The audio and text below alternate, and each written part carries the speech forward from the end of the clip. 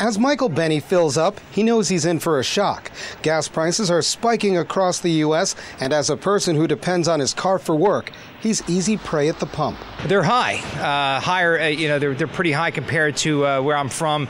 I'm from Philadelphia, so we get our gas in New Jersey, but it still hasn't hit $4 yet. But $4 is quite expensive for gasoline.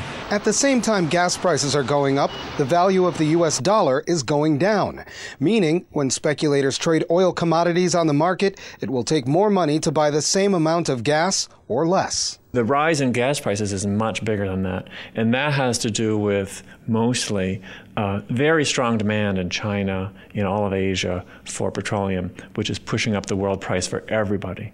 The dollar's at its lowest value in 2.5 years, almost $1.50 to every euro. With interest rates being kept low, investors are taking notice.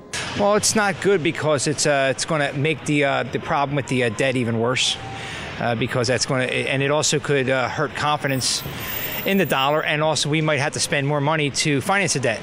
So it has a lot of implications. For the U.S., low dollar value is concerning news, as global investors will look elsewhere to spend their money.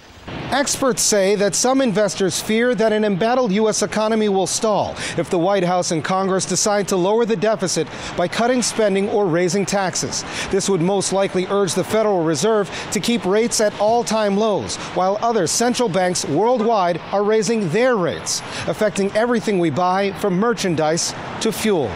Signs of a devalued dollar could also ruin the U.S.'s AAA credit rating by 2014, as the U.S. tries to find ways to shed its $14 trillion debt load. It's the lowest, technically the lowest value in inflation-adjusted terms for decades, but not by a lot. And mostly what it's reflecting is that a lot of countries, especially in developing countries, have high inflation. Consumers will also have to find ways to stretch a dollar even further.